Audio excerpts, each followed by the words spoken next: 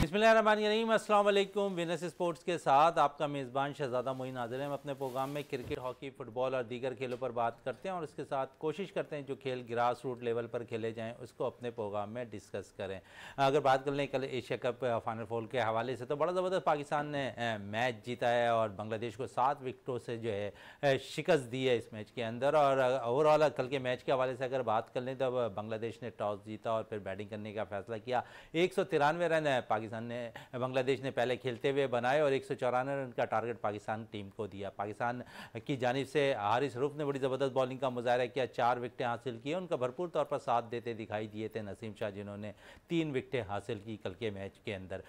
फिर पाकिस्तान की बैटिंग की बारी आई तो पाकिस्तानी बैटर्स कल हमने देखे कि बड़ा स्लो जो है टारगेट चेस करने जा रहे थे, लेकिन विकेटें ज़रूर पाकिस्तान की गिरी। 20 रन पर अगर फ़खर जमान आउट हुए, बाबर आजम 17 रन स्कोर किए कल के मैच के अंदर, लेकिन फिर मोहम्मद रिजवान और उसका भरपूर तौर पर साथ देते नजर आए। मामूल हक जो आईसीसी रैंकिंग में नंबर 3 पोजीशन पर फाइज हैं, उन्होंने बड़ी ज़बरदस्त बैटिंग का मुजाहरा किया कल के मैच के अंदर। अगर मैच के ओवरऑल कल सूरत हाल पे जिस तरह मैंने आपसे डिस्कस किया, बड़ी ज़बरदस्त बात हुई कल के मैच में। तो हमारे साथ आज मौजूद हैं स्टूडियो पे इस वक्त हमारे साथ आसिफ खान साहब है, उसके बाद हमें मजीद भी और भी दोस्त है जो तज्जिया निगार हैं वो हमें स्टूडियो पे ज्वाइन करेंगे। तो कल के मैच के हवाले से हम बात कर लेते हैं आसिफ खान साहब से।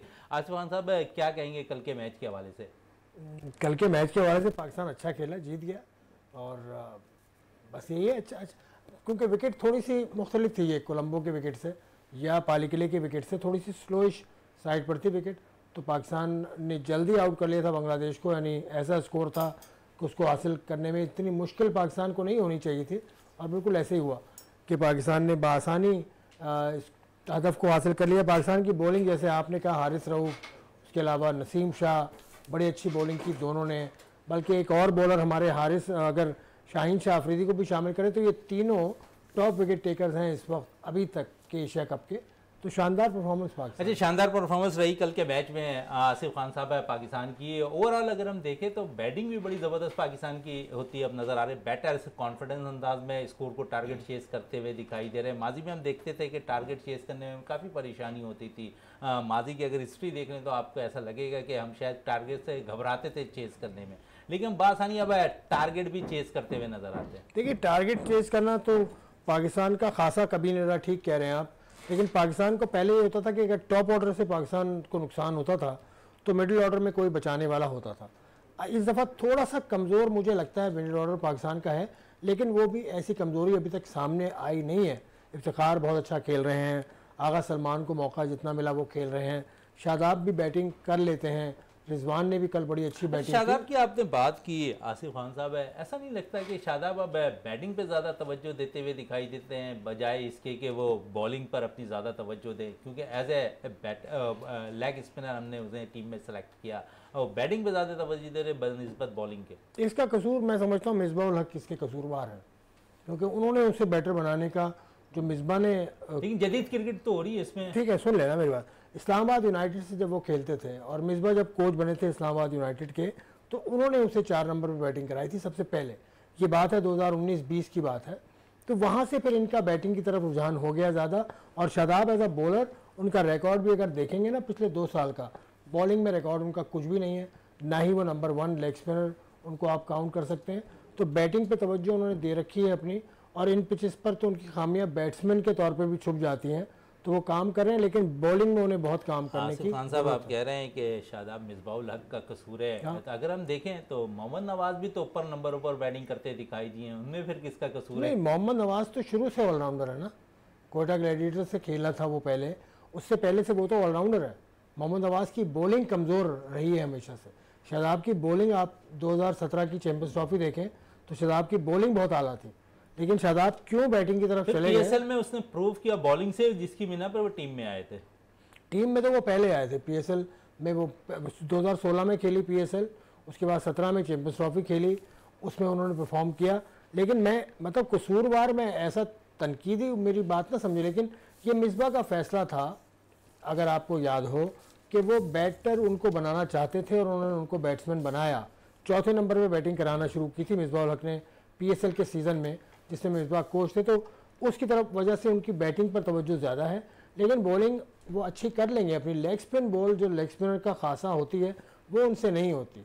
बाकी दूसरे सर्किट में हैं लेग स्पिनर्स, उस्मान कादिर, उसके अलावा उसामा मीर आपकी स्क्वाड में है, वो क्यों है स्क्वाड? चलें आसिफ खान साहब, उसामा मीर के हवाले से भी बात करेंगे, उस्मान कादिर के हवाले से भी बात करेंगे, लेग स्पिनर्स के हवाले से बात करेंगे और जाहिद महमूद, खासकर जाहिद महमूद के हवाले से भी हम ज़रूर बात करेंगे। आसिफ खान साहब से हमें स्टूडियो पे ज्वाइन कर लिया है जमील अहमद खान साहब ने, जो बाकायदा स्पोर्ट्स एनालिस्ट हैं और RCA के इस वक्त जोन 2 के सदर हैं। उनके साथ साथ मज़हर अमान साहब मौजूद हैं जो स्पोर्ट्स एनालिस्ट हैं, ये भी RCA के जोन 7 के सदर है। बाकायदा तौर पर दोनों ने हमें ज्वाइन कर लिया। और इस वक्त अगर हम बात करें तो पाकिस्तान के मैच पे पहले बात कर लेते हैं, फिर पाकिस्तान क्रिकेट बोर्ड की जानिब से अगर हम देखें तो बाकायदा तौर पर 12 या 10 साल के बाद जो है रीजनल क्रिकेट का आगाज़ हुआ अंडर 13 टूर्नामेंट्स के हवाले से। सीनियर डिस्ट्रिक्ट टूर्नामेंट जो है जारी रहा पाकिस्तान के अंदर, और फिर अब देखेंगे कि इन टूर्नामेंट्स के बाद कायद आज़म ट्रॉफ़ी होना है, फिर हनी मोहम्मद ट्रॉफ़ी होना है, दीगर मज़ीद 8 टूर्नामेंट्स ज़रूर होने हैं इस सीज़न के अंदर। तो इस सारी सूरत हाल पर भी बात करेंगे। सीनियर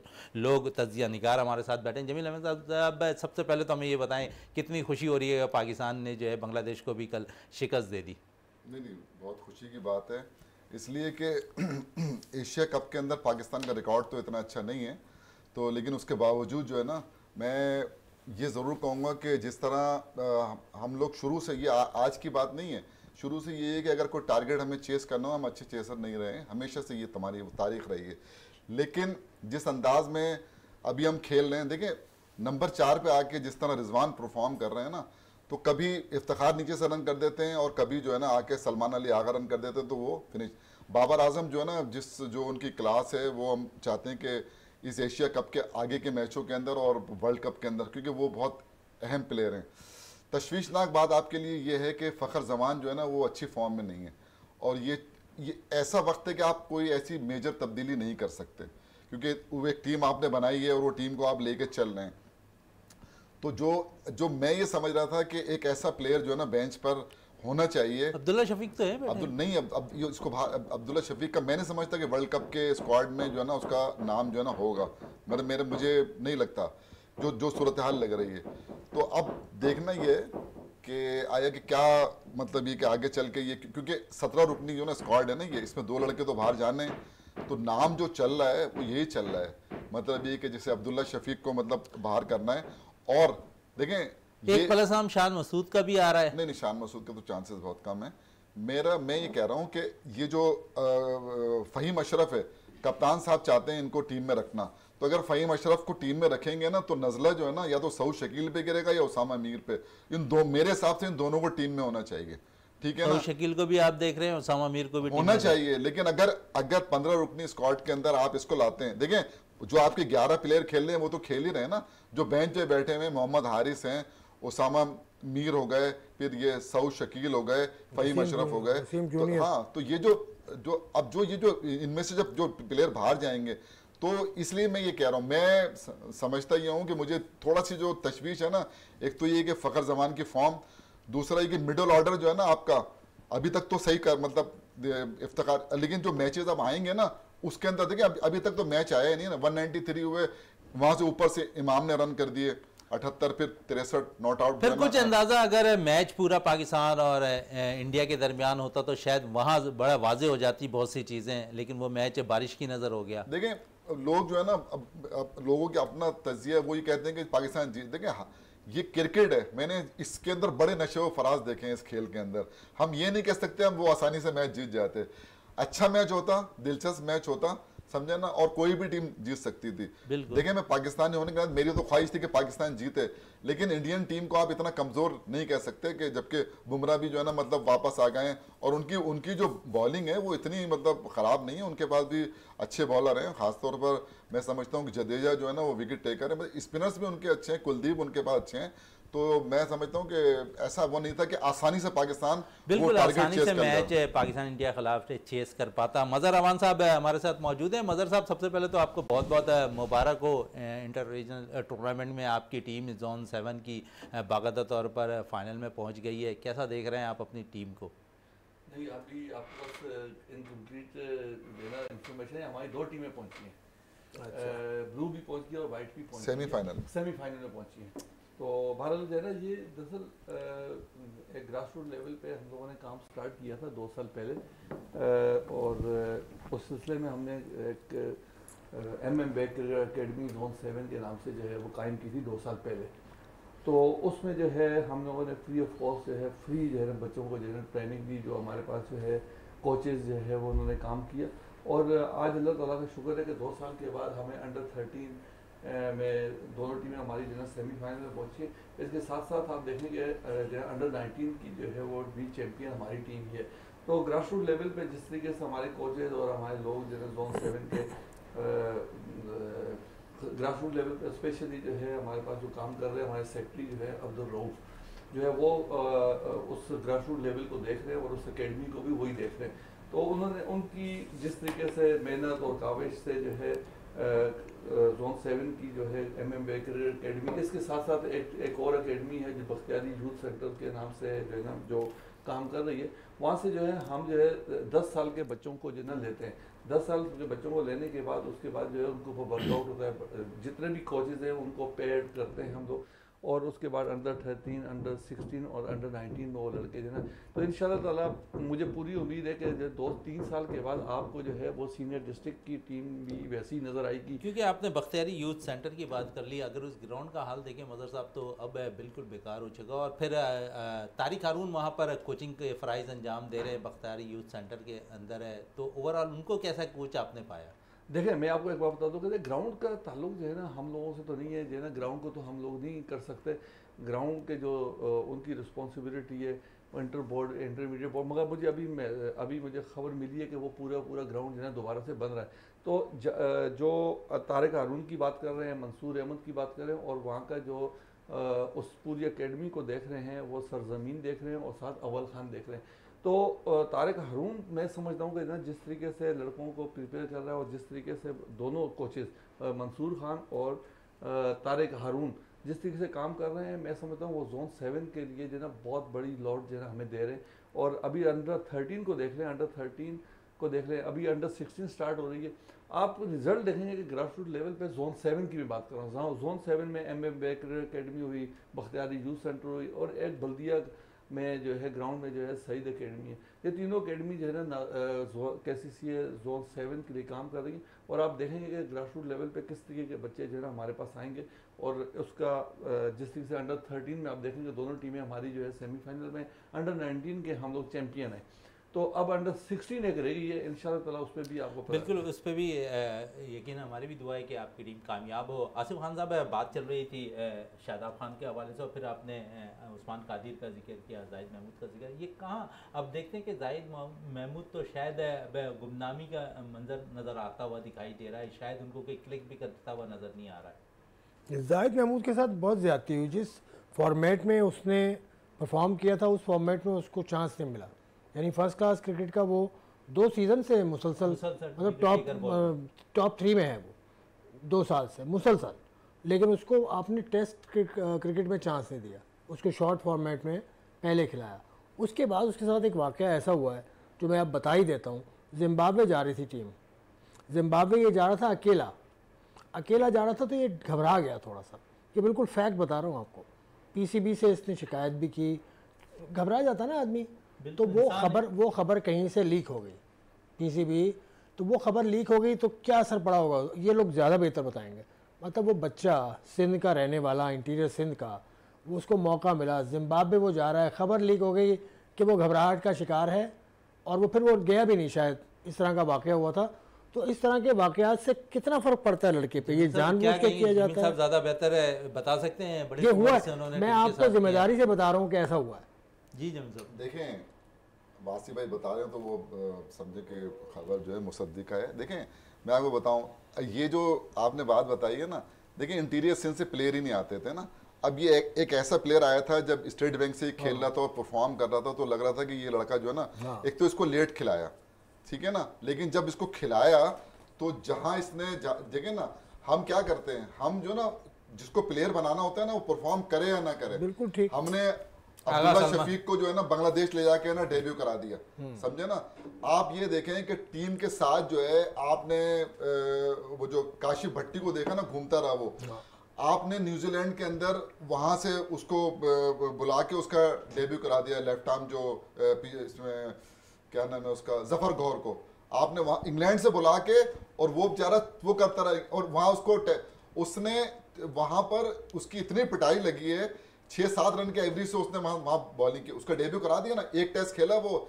ये हमारे यहाँ जो आप बात कर रहे हैं, इस तरह की चीजें हमारे यहाँ जो ना होती रहती हैं। काशिफ भट्टी डिजर्व करता था, लेकिन उसको नहीं खिलाया। ये जो है ना, ये सबसे पहले इसको खेलना चाहिए था, जाहिद महमूद को, जिस तरह ये परफॉर्म कर रहा था, लेकिन नहीं खिलाया। अब अगर देखें वो घबराहट है या जो भी है यार, आप उसको भेजो ना, उसको भेजो, देखें कॉन्फिडेंस तो दो उसको, कॉन्फिडेंस दें उसको, खिलाएं। आज जो है ये शादाब है ना, शादाब, आपकी बात बिल्कुल दुरुस्त है, वो कारकर्दगी नहीं है जो दूसरे लेग स्पिनर हसन रंगा को देख लें या राशिद खान को देख लें, वो नहीं है। लेकिन चूंकि कप्तान का वो है और फिर वाइस कप्तान है, तो अब वो बैटिंग या बॉलिंग के अंदर जो अभी आपने देखा ना, हमारे खिलाफ 2 मैचों में बीच में रन बने आके, ऊपर के 4 उड़ा दिए। बांग्लादेश के खिलाफ भी यही हुआ है, इससे पहले वाले में इंडिया के खिलाफ भी यही, इंडिया के खिलाफ, कि वो आके जो ना इन्होंने बीच में आके इन्होंने रन कर दिए।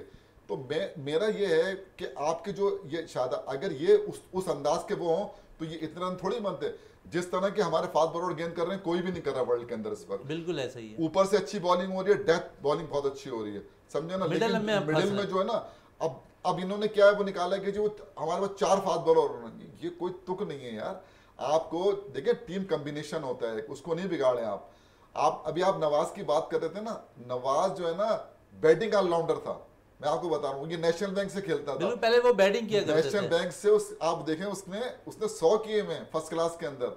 वो तो बॉलिंग भी वो मतलब करता था, लेकिन एक्चुअल जो था ना वो, लेकिन अब वो अच्छा वो हो गया, ऑलराउंडर हो गया ना, उसको हमें मतलब अब ये क्या कर रहे हैं, नवाज को बिठा के फहीम, देखिए जबरदस्ती किसी प्लेयर को ला के खिलाना या टीम कॉम्बिनेशन खराब करना ना, ये नहीं। और ये एक और जवाब देने के, बांग्लादेश के पास जो है ना जनाब, वो 3 वो 4 वो थे लेफ्ट हैंड, अच्छा आर्मर करना नहीं आती कि, मतलब भैया ये तो बहुत सारे वो होते हैं ना। अब अगर इस तरह हो तो ऑफ स्पिनर को तो खेलना ही नहीं चाहिए फिर, क्योंकि राइट हैंड बैट्समैन खेल रहे होते हैं। ये सब गलत बातें। इनको आती है बॉल, इतने अरसे से खेल रहे हैं ना, 15-15 साल से क्रिकेट खेल रहे हैं, इनको आती है लेफ्ट हैंड को किस तरह बॉल किस लेंथ पे करनी है, राइट हैंड को किस लेंथ पे गेंद करनी है। तो ये सारी बातें उनको सिर्फ ये दिखाना है। देखिए वर्ल्ड कप है करीब, इस मैच में वो दिखाना चाह रहे थे कुछ, देखिए ना उसने अगर रन कर 7 ओवर में 27 रन देके एक खिलाड़ी आउट करके, अब वो कुछ जस्टिफिकेशन ऐसी देना चाह रहे हैं कि वर्ल्ड कप का जो स्क्वाड अनाउंस हो, क्योंकि अभी तो आपने चले जो फाइनल कर लिया ना, आपके पास टाइम है 28 सितंबर तक का, जो चेंजेस आपने अभी, ये हो सकता है कि ये एशिया कप खत्म हो 17 तारीख तक, तो आप जो है ना, आपका जो रिकॉर्ड है ना वो तो इसमें अच्छा नहीं है। 7 मरतबा इंडिया जीता, 6 मरतबा श्रीलंका जीता, आप सिर्फ 2 मरतबा जीत चुके हैं। बिल्कुल जमील साहब, बड़ी ज़बरदस्त एशिया कप के हवाले से बात कर रहे थे। मजहर साहब, टूर्नामेंट इस वक्त जारी है, सेमीफाइनल में आपकी टीम दोनों पहुंच चुकी है। ओवरऑल टूर्नामेंट को कैसा देख रहे हैं आप, ये और अंडर-13 जो टूर्नामेंट चल रहा है?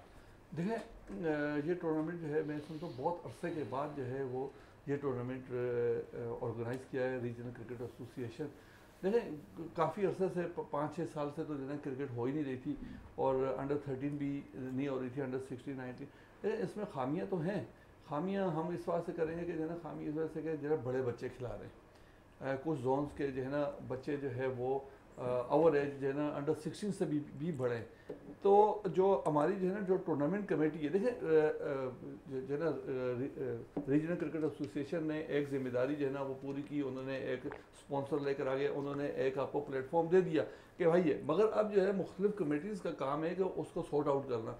पहले इससे पहले जो है ना हमने देखी है कि अंडर 13 अंडर 16 हुआ करती थी, टीमें जो है ना सेलेक्ट होती थी, उसके बाद स्क्रूटनी कमेटी जो है वो उसको देखती थी कि भाई कौन सा लड़का जो है सही है कि गलत है। लेकिन आजकल डॉक्यूमेंट्स हमारे पास जो है ना बदकिस्मती से पाकिस्तान में बन जाते हैं, बेफॉर्म बन जाते हैं, मगर कम से कम हम लोग जो है जो स्क्रूटनी कमेटी के अंदर जो हों वो अच्छे तरीके से बच्चे को चेहरा देख के पहचान लेते हैं, बच्चे की जो है ना हाइट देख लेते हैं, हर चीज़ को जो है ना देख के जो है ना वो पहचान जाते हैं कि लड़का जो है अंडर 13 है कि नहीं है। अब जो है मुख्तलिफ जोन्स में 1-2 जोन्स ऐसे हैं जो, लेकिन डॉक्यूमेंट्स अगर कंप्लीट हों तो फिर आप इस पर कैसे ब्लेम दे सकते हैं? देखिए डॉक्यूमेंट्स जो है वो बन रहे हैं, बनते हैं, और आप नहीं देखें, आपके जो है ना, जब पाकिस्तान क्रिकेट बोर्ड भी जो है ना आपकी जब स्क्रूटनी होती है तो वो डॉक्यूमेंट्स को एक्सेप्ट नहीं करता, वो जो है बच्चे की जो है ना क्लाई टेस्ट हो जाता है। क्लाई टेस्ट होता है। और उसके साथ साथ जो है ना कोचेज को, अब तो कोचेज को ये बोल दिया कि भाई आप जब ट्रायल दे रहे हो आप बच्चे का जो है ना देख लें कि भाई बच्चा अंडर 13 या अंडर 16 अंडर 19 है कि नहीं है, आप वहीं से उसको फारिग कर सकते हैं।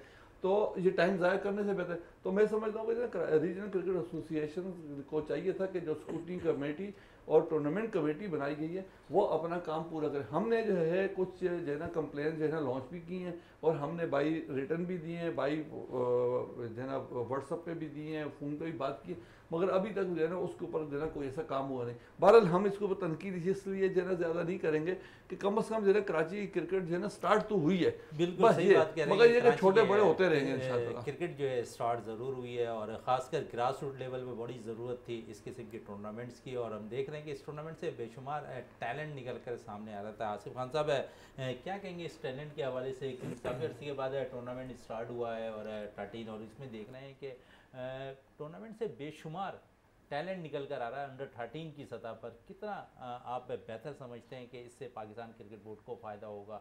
प्लेयर्स निकल कर अब आ रहे हैं ग्रास। देखिए प्लेयर्स तो निकलेगा उस वक्त जब उसको ऊपर जाने का मौका देंगे। कराची की जो दो टॉप टीम है ना, ब्लू एंड वाइट्स, अभी कोयटा में टूर्नामेंट हुआ इंडिपेंडेंस कप, उसमें पूरे मुल्क से 22-24 टीम शरीक थी। उसमें कराची की दोनों टीम्स पहले राउंड में बाहर हो गए। एक का कप्तान था खुर्रम मंजूर, उसमें क्रीम थी कराची की, मतलब top of the line Karachi. तो कराची का टैलेंट का हाल ये है, और किसी ने बताया भी नहीं हमें। मैं कोयटा से मैंने पता किया तो पता चला, क्योंकि कराची के वाले जो गए थे उन्होंने तो खामोशी हो गई ना। पहले राउंड से टीम बाहर हो जाना, राना नवीद एकेडमी के खिलाफ 72 रन पे आउट हो जाना, खुर्रम मंजूर की टीम बिल्कुल सही बात, 72 रन पे ऐसे हुआ। केपी की टीम साजिद जिसका कप्तान था वो जीती है। पता ही नहीं किसी को कराची में टैलेंट नहीं है, जीरो। कराची में टैलेंट नहीं है, कराची में जीरो। टैलेंट क्यों, मतलब टैलेंट साहब क्यों नहीं है? क्यों 13 में टैलेंट है, 16 में टैलेंट है, उसको आप छान के तो लाए ना ऊपर। उसमें मुझे ईमानदारी नज़र नहीं आती। क्योंकि कराची टीम्स का मैंने दोनों टॉप टीम्स का आपको हाल बता दिया, टॉप टीम का दोनों का हाल बता दिया। थोड़ी सी सीनियर डिस्ट्रिक्ट के हवाले से भी मजहर साहब से बात कर लें। मजहर साहब क्या कहेंगे, सीनियर डिस्ट्रिक्ट में भी बहुत कुछ होता रहा है और फिर प्लेयर्स के साथ भी नाइंसाफ़ी हुई। और एक और चीज़ ही बताऊँ, आप पाकिस्तान क्रिकेट बोर्ड की बात कर रहे हैं, कायदम ट्रॉफी कब से शुरू हो रही है? 10 से। टीम्स नहीं पता अभी तक, टीम्स नहीं पता जी। मजहर साहब देखिए सीनियर डिस्ट्रिक्ट की टीमें जो है ना सेलेक्ट हुई हैं, दावे किए गए बड़ी ईमानदारी से की गई हैं, और कहा कि जो है ना जो रीजनल क्रिकेट एसोसिएशन जोन्स के जो लोग हैं वो जाके जो है ना कोच के साथ बैठ जाएं और जो है ना बैठ के टीम को जो है ना सेलेक्ट करवाएं। देखिए रीजनल क्रिकेट एसोसिएशन का प्रेसिडेंट जोन 7 का मैं हूँ और मुझे पता है कौन से लड़के फिट हैं और कौन से लड़के अनफिट हैं। हमने जो है वहाँ पर बैठ के इनको बोला कि ये लड़के अनफिट हैं, ये लड़के जो है ना 35 साल के हैं, 38 साल के हैं, ये लड़के आगे आपको कैसे सर्व कर सकते हैं? नहीं जी, ये लड़के जो है आएंगे और 100% आएंगे, ऑटोमेटिक चॉइस पे आएंगे और ये आएंगे। अच्छा जी, चलें जी आगे जी। हाँ, अब जब आप हमें वो लॉट दे रहे हैं कि भाई ये लड़के आपने 20 में डालें और इनको खिलाएं, जब हम खिलाएंगे उन्होंने रन्स भी कर दिए।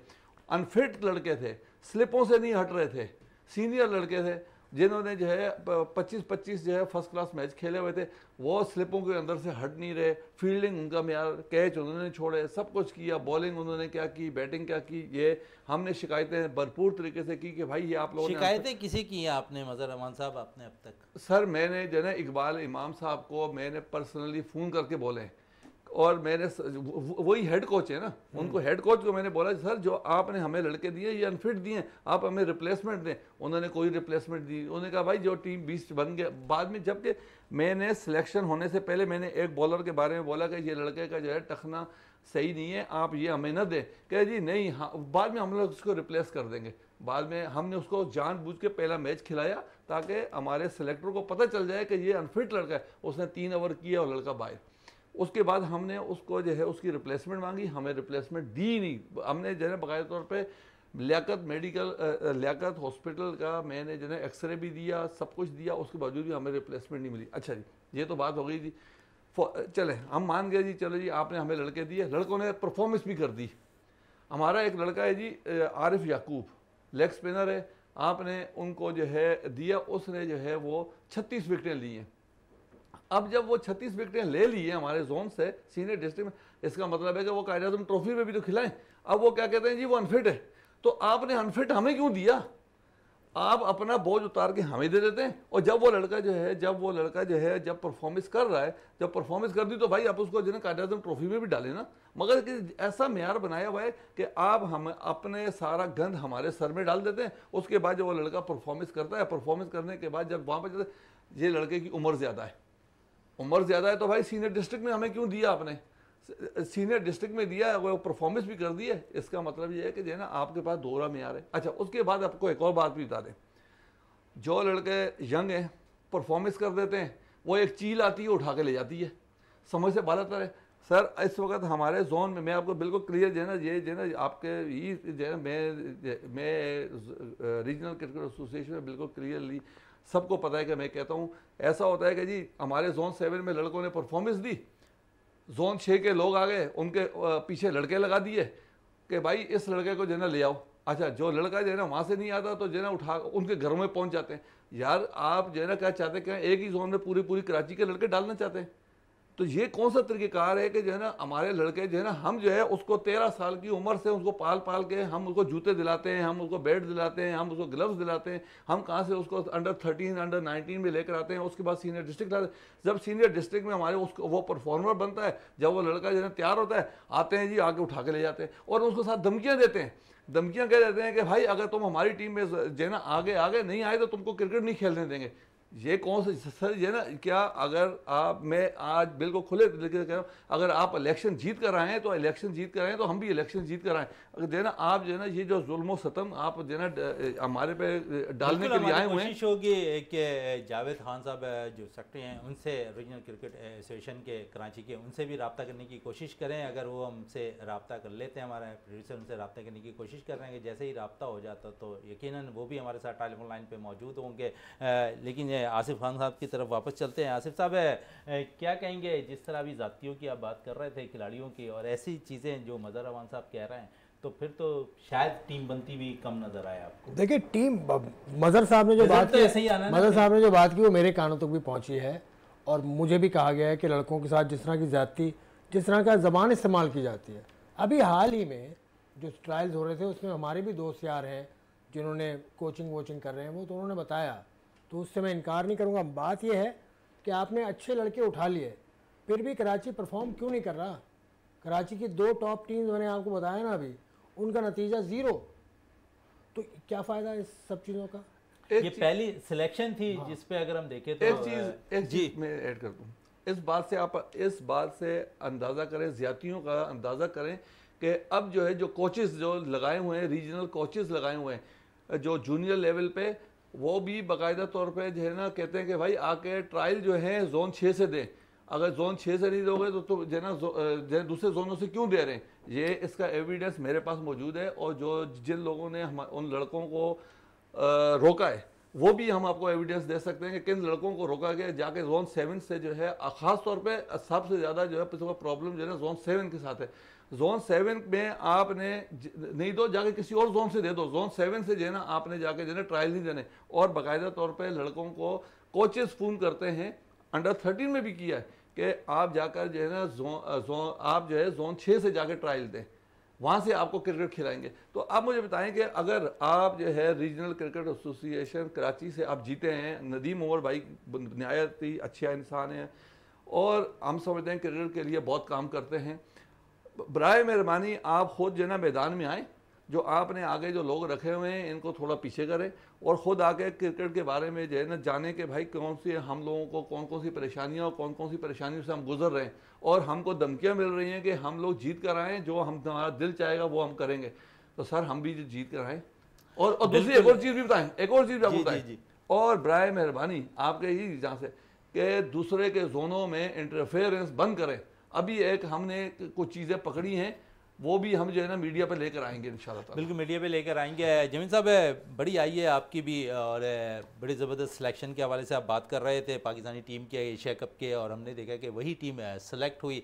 अब पाकिस्तान ने वर्ल्ड कप खेलने जाना है। आप किस लड़के को टीम से बाहर देख रहे हैं और किस को इन देख रहे हैं कि ये 15 रुकनी स्क्वाड में ये लड़का मुकम्मल तौर पर फिट नज़र आ रहा है और मुकम्मल तौर पर इंतखाब होना चाहिए इस बंदे का। देखिए जो आपकी टीम खेल रही है ना कमोबेश, ये जो 15 जो लड़के आपके हैं अभी 17 लड़के, देखें इन्हीं में से जो ना 15 लड़के होने हैं। और जो फिर रिजर्व भी जाने, जो मुझे जो लग रहा है ना, मुझे जो लग रहा है इनमें से, देखिए पहले तो ये था कि क्या कहते हैं फ़हीम अशरफ और अब्दुल्ला शफीक, इनके नाम आ रहे थे कि भाई ये शायद जो ना वो, लेकिन अब मुझे लग ये रहा है कि शायद अब्दुल्ला शफीक और सऊद शकील और ये जो आपका जो स्पिनर है, ये इनमें से जो ना क्या कहते हैं एक जो है ना मुझे बाहर होता हुआ नज़र आ रहा है। क्योंकि ये इसलिए कह रहा हूँ मैं कि फ़हीम अशरफ को मैं अंदर आता हुआ देख रहा हूँ। जब फ़हीम अशरफ अंदर आएगा तो या उसामा मीर बाहर जाएंगे या सऊद शकील जो है ना वो बाहर जाएंगे, और वो तो उन्होंने बाहर कर ही दिया। मुझे तशवीश पता है क्या है, जैसे उसकी फॉर्म है ना फ़खर जमान की, देखिए आपको 9 मैच खेलने ग्रुप के वर्ल्ड कप के अंदर, और यहाँ अभी तो एशिया कप चल रहा है, ये 9 मैच आपको वहाँ खेलने, बहुत बड़ा टूर्नामेंट है। तो अगर इतना लंबा कोई अगर लड़का अगर परफॉर्म नहीं करे तो आप उसको नहीं कर सकते कि सारे मैच खिलाएं उसको आप। तो जमील साहब, आप अब्दुल्ला शफीक को नेपाल के खिलाफ भी चांस दे सकते थे, बांग्लादेश के खिलाफ भी तो चांस रन कर दे देता ना सकते। फिर वो, आप समझ क्यों नहीं रहे? जब आप चांस देते सऊद शकील को मिडिल में खिलाते उसको दोनों रन कर देते, कैसे बाहर करते? आपको तो बाहर करना था ना उनको। नेपाल के खिलाफ आपने वो टीम खिलाई है जो आपने इंडिया के खिलाफ खिलाई है। यार सोचें, अगर नेपाल के खिलाफ भी आप वो, ये आपकी समझ में नहीं आता, हमारी तो समझ में आता है। तो इसलिए मैं नहीं समझता कि जो है ना, देखिए ये जब पहली मरतबा ऐसा देख रहा हूं मैं, यकीन करें, मैं 75 से जो ना ये वर्ल्ड कप सारे मैंने मतलब देखे हैं, और मैं इतना पुराना मतलब क्रिकेट को मतलब देख रहा हूं कि जब भी वर्ल्ड कप आता था ना हम तश्कील 9 के मराहिल से गुजर रहे होते थे। लेकिन इस दफा ये देखा है कि पहले से हमारी टीम कम से कम तैयार है, और जो है ना लग रहा है कि हाँ यार यही टीम जो है ना मतलब होगी। तो हमें इसका फायदा उठाना चाहिए। जब दुनिया भी कह रही है कि टॉप 4 में आने के जो ना पाकिस्तान के, तो प्रूव करना चाहिए। और हमारी जो असल जो हमारी ताकत है ना, हमारी स्ट्रेंथ, वो हमारी फास्ट बॉलिंग है, समझ में आया? उसको हमें मजबूत करना चाहिए। और इन छेड़छाड़ जो ना ज़्यादा नहीं, फ़हीम अशरफ को ज़बरदस्ती नहीं लाना चाहिए टीम के अंदर, आपका टीम का कम्बिनेशन जो है ना वो ख़राब होगा। बाकी मैं समझता हूँ कि थोड़ी सी मैं इस पर बात कर लूँ जी बिल्कुल, ज़रूरी है। जो मैं मतलब ये कि आपने डिस्ट्रिक्ट के हवाले से भी बात नहीं, मैं थोड़ा सा बात ये करना चाह रहा था कि देखिए 2014 से 16 तक जो है ना हमने 918 मैच कराए। जो क्रिकेट हुई है ना, 27 लड़के पाकिस्तान जूनियर खेले उस दौरान, और 3 लड़के पाकिस्तान खेले, और कोई क्रिकेट ऊपर की तरफ जा रही थी। आज आपको ये जितने लड़के नजर आ रहे हैं ना, ये उसी वक्त के लड़के हैं। चाहे आप साइम अयूब को ले लें, चाहे उमैर बिन यूसुफ को ले लें, चाहे सऊद शकील को ले लें, ये उसी वक्त अंडर 13 16 से, ये सब ऑस्ट्रेलिया टूर पे गए, 16 में भी गए, इसमें तो आसिफ भाई को सब पता है। तो यही बच्चे आज आपको जो ना नजर आ रहे हैं। अभी जो ये 4-5 साल में कोई प्लेयर आपने नहीं बनाया ना, कोई आपको नहीं मिला प्लेयर, ठीक है ना? तो इस चीज देखिए हमने क्या किया था, मैं आपको बताऊं। हमने ये किया था कि 3 साल के लिए हमने पाबंदी लगा दी थी कि अंडर 13, 16, 19 तक कोई प्लेयर कोई जोन नहीं छोड़ सकता। 3 साल उसको उसी जोन में खेलना होगा, समझे? जिसपे बहुत मतलब वो हुआ, लेकिन बाद में उसके फायदा हुआ। क्यों? कि तमाम जोन की टीमें बैलेंस हो गई। जब भाई अगर आप उसी जोन का प्लेयर 3 साल 13 के बाद 16 भी वहीं से खेले, 19 भी, तो फिर जाहिर सी बात है ना कि वो टीमें तो मजबूत होनी है। लेकिन अगर 4 लड़के इस किसी अच्छे उसके और एक ही जोन में चले जाएं तो फिर क्या होगा? नुकसान होगा ना। तो ये कानून साजी करना होगी आपको। इसके लिए असल बुनियादी चीज ये कि आप जब तक कानून साजी नहीं करेंगे ना, कुछ भी नहीं होगा। ये इससे देखें, अब आज जो है ना, आप पूरे 7 जोन का आप वो ले लें, जायजा ले लें, आपको खुद मतलब मालूम हो जाएगा जो क्लब क्रिकेट की क्या सूरत हाल है। आपको क्लब क्रिकेट को बेहतर करना होगा, मुकाबले का रुझान बढ़ाना होगा। क्लब क्रिकेट में इस तरह नहीं कि एक टीम 300 कर रही, दूसरी टीम 100 रन पे आउट हो गई, तो ये मुकाबले का रुझान नहीं है। हमें देखें, हमने एक टूर्नामेंट कराया था, शायद आपको याद हो, केएमसी ने उसको स्पॉन्सर किया था, कलर किड 2015-16 में, और वो मेरे हिसाब से मेरी जिंदगी का सबसे म्यारी टूर्नामेंट था वो। नेशनल स्टेडियम पे फाइनल उसका नेशनल स्टेडियम पे हुआ था। उसके अंदर जी हाँ जीती थी टीम। हाँ, तो हमने क्या किया था कि हमने डिवीजन 1 और डिवीजन 2 कराया था। डिवीजन 1 का मतलब ये कि 60 टीमें जो है ना, हर जोन की 2-2 टीमें ली। डिवीजन 1 में 60 टीमें, डिवीजन 2 में 60 टीमें। जैसे मिसाल तौर पे जैसे व्हाइट्स की टीम है ना, वो व्हाइट्स के खिलाफ खेलेगी सारे मैच। ब्लूज की टीम है, सारे मैच ब्लूज के खिलाफ। वो मुकाबले का रुझान था। वो ऐसे मुकाबले उसके अंदर हुए थे, और प्लेयर जो है ना उसमें से हमें मिले थे और निकल कर आए थे। तो क्रिकेट अगर करानी है तो फायदे के लिए कराना चाहिए।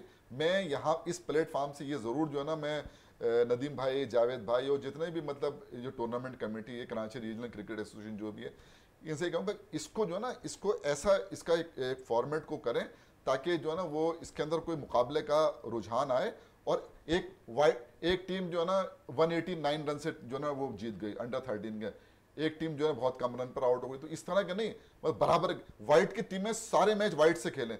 अब जो आप चार, मतलब अब जो आप कर रहे हैं ना, कर क्या रहे हैं, हर जोन की जो है ना व्हाइट और ब्लूज तो ले लिया आपने, 2 टीमें बाय बैलेटिंग आएंगी ना, वो ग्रीन होंगी। अब वो किसी भी जोन की होती है, अब वो जो है ना उनके आपने 4 ग्रुप बना दिए, तो कितने मैच मिलने, 3 मैच मिलने ना एक टीम को। अगर सिंगल लीग पे कराएंगे तो 6 मैच मिलेंगे ना। 6 मैच किसी टीम अच्छे प्लेयर को मिल जाए भरपूर 50 ओवर के, तो उसके खेल में निखार आएगा ना।